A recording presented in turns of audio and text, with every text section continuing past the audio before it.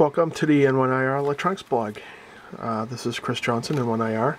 This is video 2 of the Anderson power pole construction. Alright, so I'm going to take some 1/4 inch insulation, and this is optional. I just like to put this on, make it a little professional looking. So I'll slice a little bit of heat shrink off. I'm going to put one on this end and one on the other end. So let's go back to my model here. So it looks something like that. When I solder this, let's pull the heat shrink all the way down so it doesn't shrink. So when I solder this connector, I want to keep the iron away from this locking clip here. I don't want to put any solder on here. What I do want is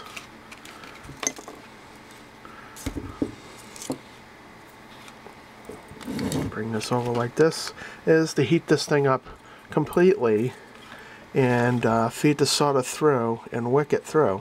So I'm going to put a little bit of solder on the iron, heat it up, and on the opposite end I'm going to feed the solder. So the solder is actually going to go towards the heat source, and it's going to completely fill up that tube. And that's a little trick on these things.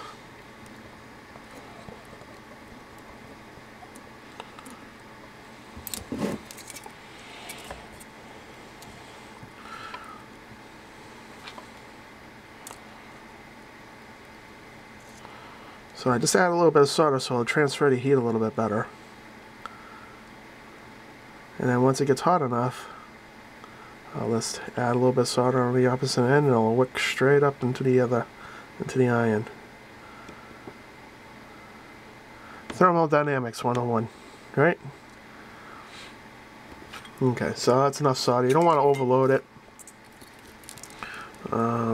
So here's a good quality solder joint. So you want to wait for it to cool down a little bit, especially with the automotive wire. The insulation on this tends to melt a little bit lower temperature than your standard house wire. So again, make sure polarity is correct, and that's going to pop right in. I'm going to use my screwdriver here, and you'll hear a snap. Kind of hard to put in a little bit.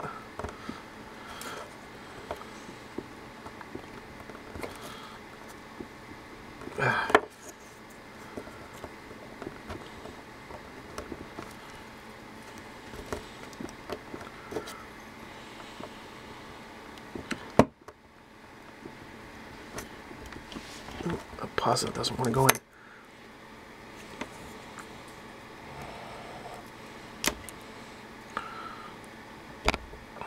Oh, I got a little bit of solder drip on there, so I'm going to take that off.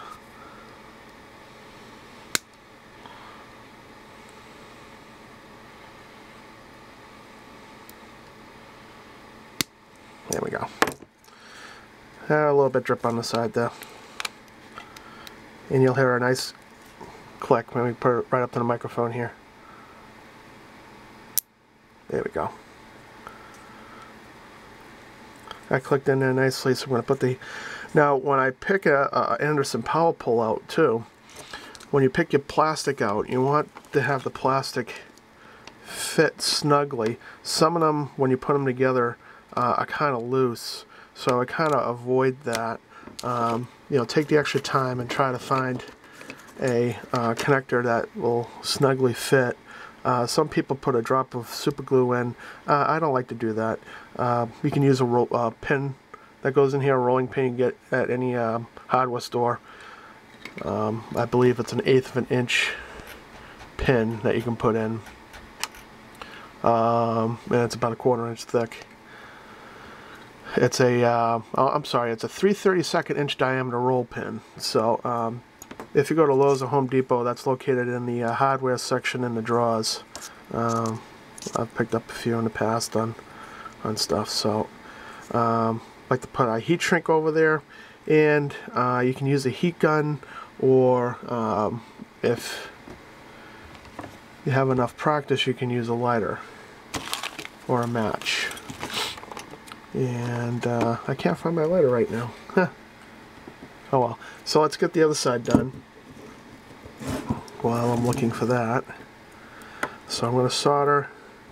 Now when you clamp this in, you don't want to be right on it because the insulation does get warm and it will melt, and you'll have some indents of the helping hands clip in there, so you don't want that. Let's clamp it back about 6 inches, then you won't have any problems. So again, you don't want too much solder on this, just enough to hold it together.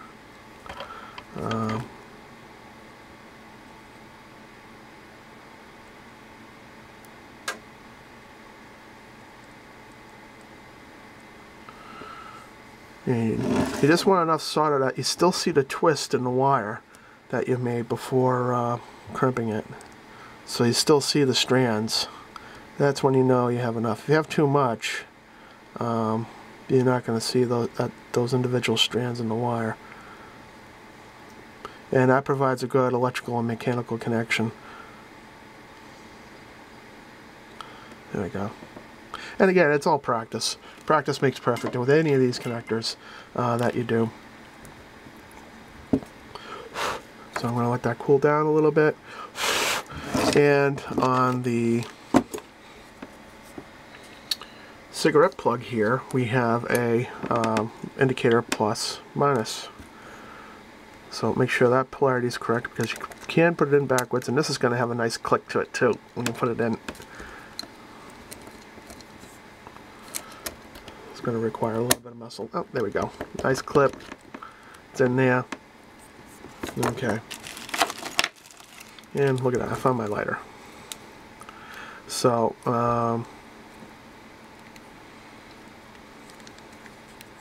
let's bring the heat shrink all the way in.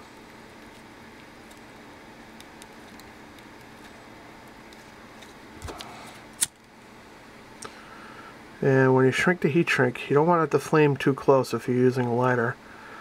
Take your time.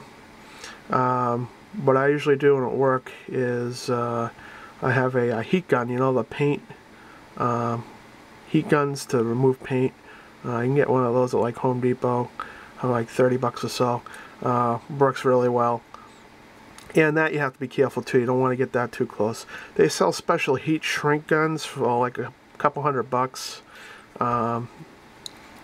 But I've found that the $30 cheap paint removal heat guns work just as well. As long as you don't get it too close and have it bubble up, you're fine. So there we go. Nice heat shrunk professional connection. Just want to show you the other end as well.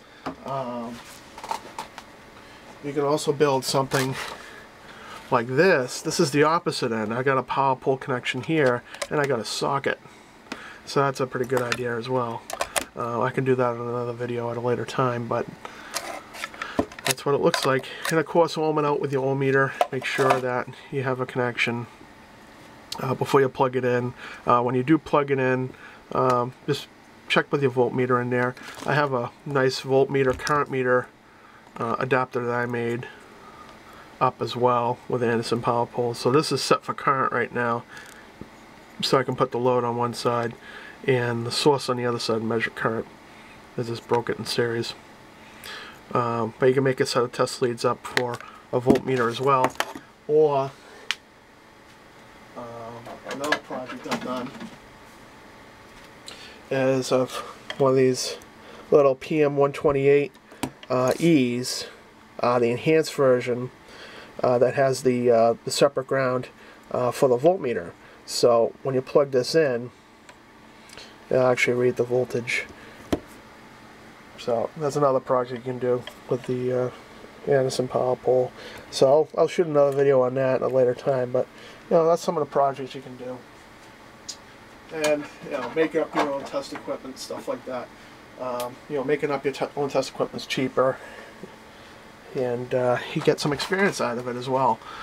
So that's my videos. Hope you got something out of it.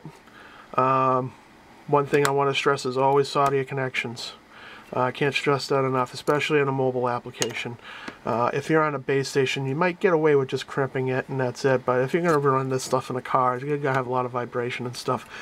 Another thing that you might want to do too is when you have two power poles connected together, they actually have a separate model connector that has a better grip to it.